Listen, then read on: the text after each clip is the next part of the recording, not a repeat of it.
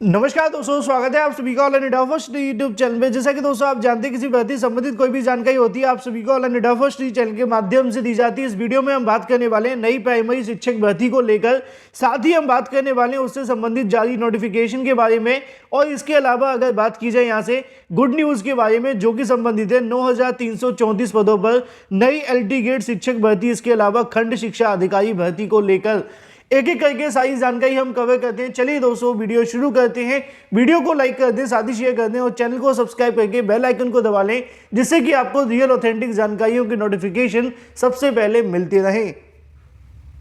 शुरुआत करते हैं सबसे पहली अपडेट के बारे में, जिसको लेकर लगातार अभ्यर्थी इंतजार कर रहे हैं। नई प्राइमरी शिक्षक भर्ती को लेकर 4 सालों से अभ्यर्थी लगातार विज्ञापन का इंतजार कर रहे हैं। सरकार ने पिछले 4 साल कभी कमेटी का गठन करने में, तो कभी नए आयोग के गठन करने में और भी अलग अलग कामों में निकाल दिए। कभी रिक्त पदों का डाटा मांगा गया तो कभी रिक्त पदों का डाटा नहीं भी मिला।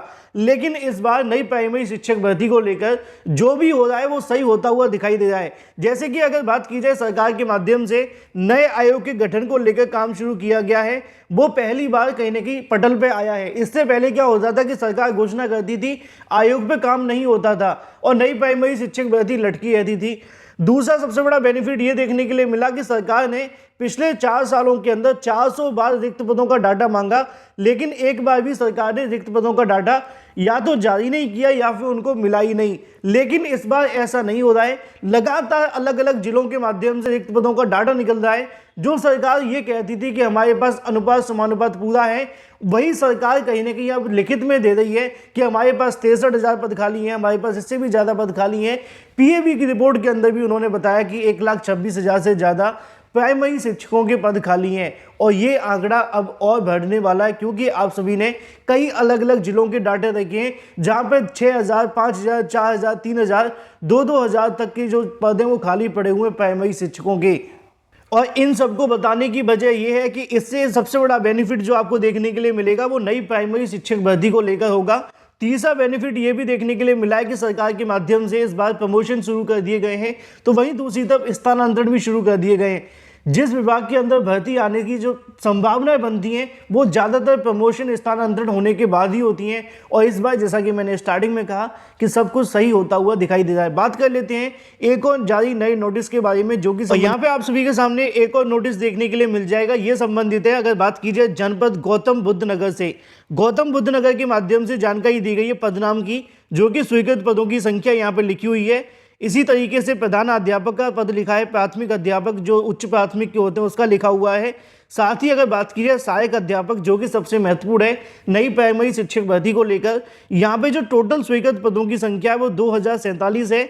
भरे हुए पदों की संख्या की अगर बात की जाए तो 1392 है, और खाली पदों की संख्या की बात की जाए तो 655 पद खाली हैं। 655 कोई पद कम नहीं होते हैं। एक जिले के अंदर इतने पद खाली होना ये अपने आप में बड़ी बात है। तो ऐसे में अलग अलग जिलों के अंदर जो डाटा निकला है उससे अगर हम 75 को मल्टीप्लाई कर दें कि 2,000 पद प्रत्येक जनपद के अंदर खाली निकलते हैं, तो ये आंकड़ा इतना ज़्यादा हो जाएगा कि सरकार से छुपाने से भी नहीं छुपेगा। एक बार फिर से गौतम बुद्ध नगर के अंदर अगर बात की जाए तो 655 पद खाली हैं। सिद्धार्थ नगर के अंदर अगर बात करें तो 6,000 से ज़्यादा प्राथमिक शिक्षकों के पद खाली हैं। इसी तरीके से सीतापुर, इसके अलावा बलरामपुर और भी बहुत सारे अलग अलग जिलों से नोटिस पहले भी जारी हुई है, जब मैंने आपको जानकारी दी है। और इस पद का खाली होने का मतलब ही नई प्राइमरी शिक्षक भर्ती है। क्यों, आप सभी जानते हैं, क्योंकि यहाँ पे जो सहायक अध्यापक प्राथमिक का होता है इसकी भर्ती के माध्यम से ही पद भरा जाता है। इस पद को प्रमोशन के माध्यम से भर दिया जाएगा, इस पद को प्रमोशन के माध्यम से भर दिया जाएगा, इस पद को भी प्रमोशन के माध्यम से भर दिया जाएगा। लेकिन ये जो पद आप सभी के सामने लिखा है 655, इस पद को प्रमोशन के माध्यम से नहीं भर सकते और ना कैसे भी भर सकते हैं। इस पद को भरने के लिए नई प्राइमरी शिक्षक भर्ती का विज्ञापन ही निकालना पड़ेगा, और ये पदों की संख्या बढ़ भी जाएगी क्योंकि इनको यहाँ पे प्रमोशन दे सकते हैं। लेकिन 655 पद हैं वो तो यहाँ पे खाली के खाली रहेंगे और इसमें बढ़ोतरी देखने के लिए मिलेगी, और ये शुभ संकेत है नई प्राइमरी शिक्षक भर्ती विज्ञापन के लिए। चलिए बात कर लेते हैं अपनी अगली अपडेट के बारे में, जो कि संबंधित है नई एलटी गेट शिक्षक भर्ती, इसके अलावा खंड शिक्षा अधिकारी भर्ती और जीआईसी प्रवक्ता शिक्षक भर्ती को लेकर अगर आप इन तीनों ही भर्तियों का इंतजार कर रहे हैं तो ये वीडियो आप सभी के लिए बहुत ज़्यादा मोटिवेटेड रहेगा। खंड शिक्षा अधिकारी को लेकर 3 से 4 दिन पहले मैंने वीडियो बनाकर आपको आगाह किया था, जब फेक जानकारियों का माहौल चल रहा था। मैंने आपको बताया भी था कि खंड शिक्षा अधिकारी विज्ञापन बहुत जल्द आप सभी के सामने आने वाला है। उसी वीडियो में मैंने आपको पहले ही बता दिया था कि नेगेटिव जानकारियों से आप दूरी बनाएं और खंड शिक्षा अधिकारी में अगर आप एक सीट चाहते हैं तो अपनी प्रिपरेशन शुरू कर दें। अब मामला क्या है उस पर बात कर लेते हैं। मामला ये है कि एलटी गेट शिक्षक भर्ती और खंड शिक्षा अधिकारी और जीआईसी प्रवक्ता वाले छात्रों के लिए मामला नहीं, खुशखबरी है। खुशखबरी उत्तर प्रदेश लोक सेवा आयोग के माध्यम से देखने के लिए मिली है, जिसमें यूपीपीएससी के माध्यम से 3 लेटर यहां से जारी किए गए जो कि अलग अलग भर्तियों के संबंध में हैं। पहले बात कर लेते हैं एलटी गेट को लेकर। यूपीपीएससी के माध्यम से लेटर के अंदर शासन को जानकारी दी गई है कि कुछ ऐसे विषय हैं जिनको लेकर अभी तक योग्यता का स्पष्टीकरण नहीं हुआ है शासन की तरफ से, या फिर जो जवाब मिला है उसको लेकर उत्तर प्रदेश लोक सेवा आयोग अभी संतुष्ट नहीं है, जिसके चलते उन्होंने एक बार फिर से रिमाइंडर भेजा है कि नई एलटी गेट शिक्षक भर्ती के संबंध में जिन जिन विषयों के अंदर जो योग्यता का विवाद रह गया है उसको क्लियर करने के लिए यहाँ से कहीं ना कहीं दिशा निर्देश तो नहीं कह सकते हैं, लेकिन ये कह सकते हैं रिक्वेस्ट की गई है कि शासन की तरफ से एलटी गेट शिक्षक भर्ती को लेकर जो भी यहाँ पे विवाद है वो जल्द से जल्द क्लियर कर दिया जाए, जिससे कि इस भर्ती का विज्ञापन जारी हो। अब अगर शासन इसको संज्ञान में लेता है तो एलटी गेट शिक्षक भर्ती को लेकर विज्ञापन जल्द जारी हो सकता है, लेकिन यूपीपीएससी ने एक बार फिर से रिमाइंडर भेजा है कुछ विषयों को लेकर। अगर बात की जाए खंड शिक्षा अधिकारी और जीआईसी प्रवक्ता के बारे में तो इसका भी मामला सेम है। उत्तर प्रदेश लोक सेवा आयोग के माध्यम से इन दोनों भर्तियों को लेकर भी एक लेटर प्रेषित किया गया शासन को, जिसमें मांग की गई है कि एलटी गेट शिक्षक भर्ती के साथ साथ खंड शिक्षा अधिकारी भर्ती, इसके अलावा जीआईसी प्रवक्ता शिक्षक भर्ती के अंदर भी समकक्ष योग्यता को लेकर स्पष्टीकरण मांगा गया है। उत्तर प्रदेश लोक सेवा आयोग ने लेटर में मेंशन किया है कि अगर इन दोनों मुद्दों को जल्द से जल्द क्लियर कर दिया जाता है तो इन तीनों भर्तियों के जो विज्ञापन है वो यूपीपीएससी के माध्यम से जारी कर दिए जाएंगे। मतलब साफ है कि यूपीपीएससी भर्तियों का विज्ञापन जारी करना चाहता है, लेकिन शासन के पत्रों की वजह से मामले रुके हुए हैं। अब यूपीपीएससी ने एक बार फिर से पहल की है शासन को दोबारा से रिमाइंडर भेजकर तीनों ही भर्तियों के बारे में, जिससे कि तीनों भर्तियों के विज्ञापन जारी हो। अब उम्मीद है कि सरकार की तरफ से जवाब दे दिया जाए तो ये तीनों भर्तियों के विज्ञापन आपको देखने के लिए मिल सकते हैं और बहुत जल्द। खंड शिक्षा अधिकारी को लेकर तो आप लोग प्रिपरेशन करते रहें, क्योंकि इसमें एक ही योग्यता होती है।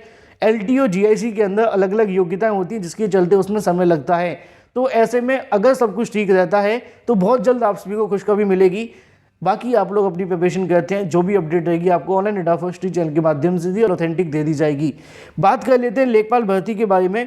लेखपाल भर्ती को लेकर आज की तारीख में एक सुनवाई देखने के लिए मिली और उसके बाद में ऑर्डर जारी कर दिया गया। यहाँ पे आप सभी के सामने सुनवाई से संबंधित जानकारी देखने के लिए मिल जाएगी, ऑर्डर की तारीख भी आपके सामने मिल जाएगी। क्या हुआ इन शॉर्ट अगर मैं आपको बताना चाहूँ तो मामला ये है कि उज्ज्वला वाले क्वेश्चन को लेकर, जैसा कि यहाँ पे लिखा हुआ है, कोर्ट के माध्यम से option number A option number D दोनों को सही माना गया है। तो अब दोनों को जब सही मान लिया है तो उन्होंने इस ऑर्डर को लेकर ये कहा है कि ऑप्शन ए भी सही है और डी भी सही है। अब बात आ जाती है आयोग के ऊपर कि आयोग क्या करता है। आयोग क्या कर सकता है मैं आपको बताता हूँ।